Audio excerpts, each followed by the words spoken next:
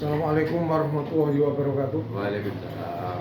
Selamat berjumpa kembali dengan podcast Gus Kampung yang beralamatkan Jalan Jemur Wonosari, Gang Lebar nomor 100 Wonocolo, Surabaya. Saya selaku pimpinan podcast Gus Kampung Dr. Husnul MPD ini saat ini kembali wawancara dengan Mas Miskan. Ya. Yang berasal dari Sidoarjo. Permesa, kali ini kita akan berbincang tentang kebudayaan, yaitu khususnya adalah reog dan batik. Gimana pendapat Mas Miskan tentang reog dan batik itu? Yang Anda ketahui? Ya, cukup menarik sebenarnya kalau kita bicara budaya kearifan lokal, bahwa reog dan batik itu kan saat ini sudah terdaftar di UNESCO sebagai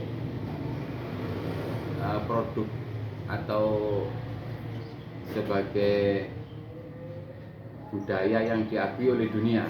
Ya. Keberadaannya. Nah, oleh sebab itu kita wajib bersyukur karena ada beberapa budaya dan tinggalan-tinggalan kebudayaan yang menjadi sebuah ciri khas dari budaya bangsa yang terdaftar di UNESCO. Itu artinya bahwa budaya kita telah mendapat perlindungan dunia. Artinya itu milik dunia, jadi siapapun tidak boleh merusak, menghilangkan, apalagi mentelantarkan. Jadi ketika sebuah bangsa itu mentelantarkan budayanya yang sudah terdaftar di UNESCO, maka itu akan berisiko bagi sebuah bangsa itu sendiri. Terus gimana keberadaan reog Ponorogo saat ini dan batik saat ini juga? Ya, hampir sama antara batik dan reog, itu kan bagian dari ciri khas budaya bangsa. Ya. Nah, budaya bangsa yang tercermin dari sebuah kesinan reog dan kerajinan batik, Ya. itu adalah bagian dari ciri khas sebuah bangsa yang harus dilestarikan dan dirawat, karena kedua budaya ini sudah mendapat perlindungan dunia, artinya sudah milik dunia. Ya. Karena dunia juga berhak untuk mengawasi supaya tidak hilang. Dengan demikian bahwa reog Ponorogo yang sempat diakui oleh Malaysia itu sudah bisa ditarik kembali ke Indonesia. Ya, sebenarnya kalau kita bicara bahwa reog Ponorogo atau batik yang isunya saat ini seolah-olah itu dimiliki oleh Malaysia, itu sebenarnya tidak seperti itu positioningnya. Sebenarnya justru Malaysia melalui orang-orang Indonesia yang mendaftarkan itu ke UNESCO, itu sebenarnya mereka itu membantu melakukan perlindungan terhadap budaya kita. Karena fungsi UNESCO itu tidak memiliki sebenarnya, berdasarkan konvensi tahun berapapun, itu sifatnya adalah melakukan perlindungan. Nah, sehingga kita sebenarnya banyak yang kurang paham dan salah menyikapi budaya-budaya seperti reog Ponorogo maupun batik yang didaftarkan oleh Malaysia. Itu karena ketidakpahaman masyarakat Indonesia. Betul. Awalnya tidak menghargai, kemudian dihargai oleh orang Malaysia, malah kaget ya. Nah, itu dia. Oleh sebab itu dari masyarakat Indonesia, khususnya masyarakat budaya, sudah waktunya untuk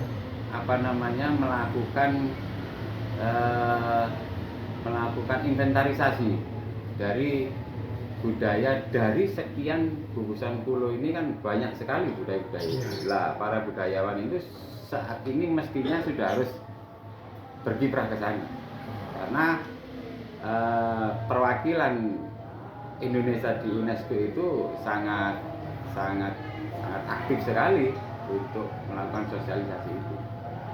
Nah, seharusnya UNESCO itu bagaimana terhadap bangsa Indonesia? Kok begitu main catat bahwa Reok itu adalah berasal dari Malaysia. Nah, itu Padahal dari Ponorogo. betul. Itu sebenarnya bukan sikap UNESCO yang menyatakan bahwa itu budaya Malaysia, tapi UNESCO menetapkan bahwa itu tetap sebagai budaya bangsa Indonesia, yang kemudian dilakukan perlindungan.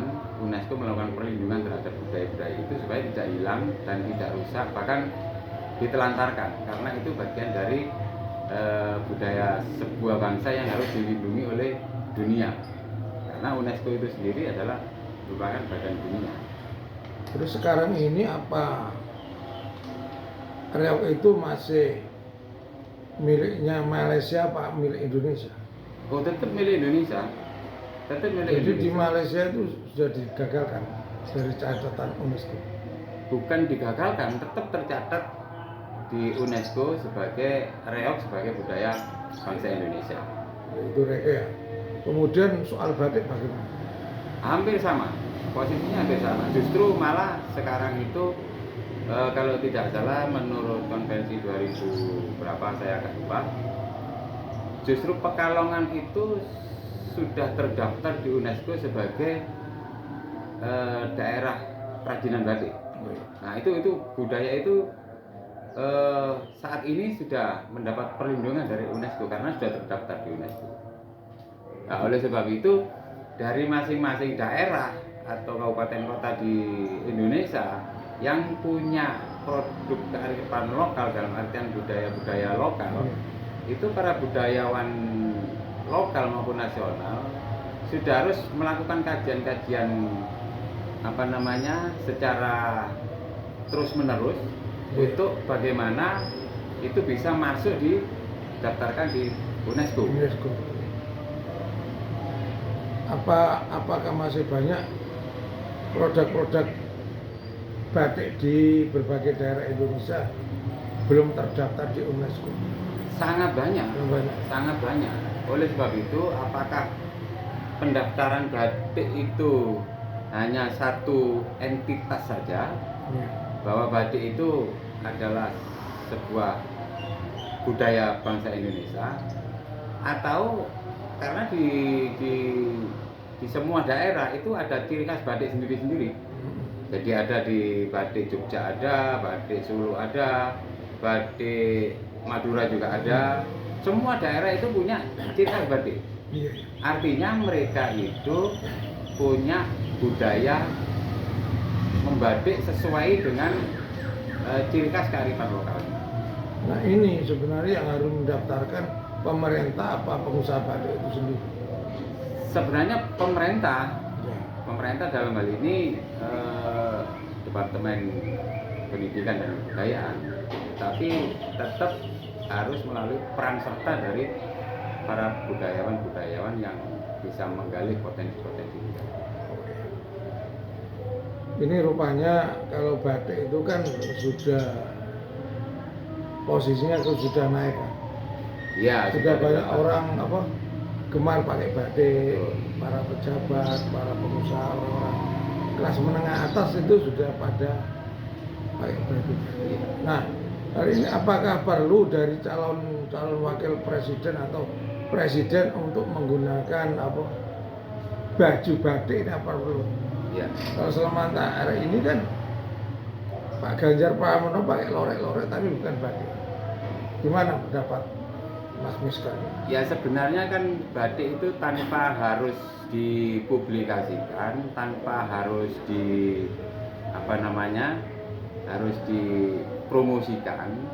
Yang jelas ketika batik itu sudah masuk dan terdaftar di UNESCO, maka batik itu bagian yang tidak terpisahkan dari budaya Indonesia. Nah, sehingga pemakaiannya pun sangat relatif. Sangat relatif itu maksudnya bahwa tanpa disuruh pun orang akan memakai batik. Bahwa batik itu milik Indonesia. Lah, terkait dengan anjuran dan lain sebagainya harus menggunakan batik dan seterusnya, sebenarnya Presiden kan sudah memberikan sinyal kuat. Kenapa selama ini Presiden ketika pada momentum tertentu, khususnya 17 Agustus, itu selalu menggunakan pakaian daerah.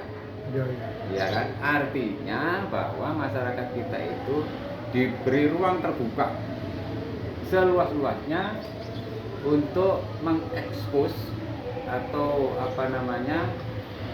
memberikan kesempatan kepada setiap warga bangsa bahwa pentingnya kita melestarikan pakaian-pakaian tradisional, khususnya yang terkait dengan ciri khas dari masing-masing etnis, karena itu bagian yang tidak terpisahkan dari budaya bangsa Indonesia. Yang belum dijawab ini para politisi pakai baju lorek, kemudian kadang pakai baju putih ya. Sementara ini masih belum ada yang pakai baju batik sebagai simbol, karena simbol politik Indonesia kan belum ada. Gimana menurut pendapat Mas Miskan, apa perlu para politisi calon presiden, bakal calon wakil presiden perlu menggunakan pakaian batik khas sebagai simbol komunikasi politik dalam berbudaya politik?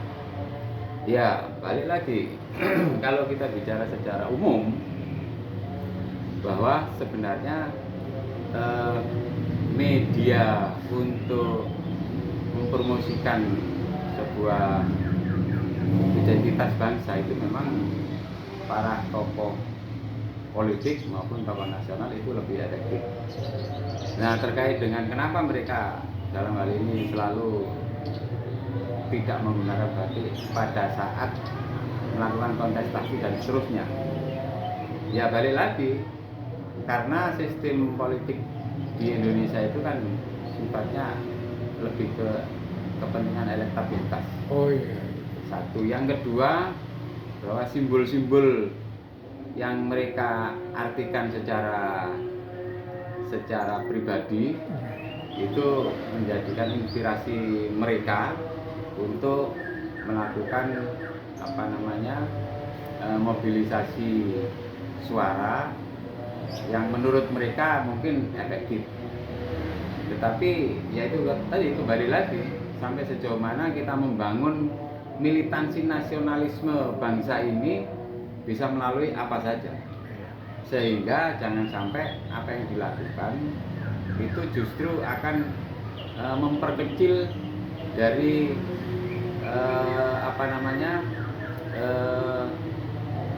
ciri khas yang dimiliki. Tapi kalau politisi itu kemudian membuat batik dan sebagainya, memang ada min plusnya. Iya. Min plusnya itu secara identifikasi batik, maka dikhawatirkan mungkin elektabilitas misalnya kalau dia menggunakan batik Madura, ya mungkin elektabilitasnya mereka hanya mendapat dari masyarakat Madura misalnya.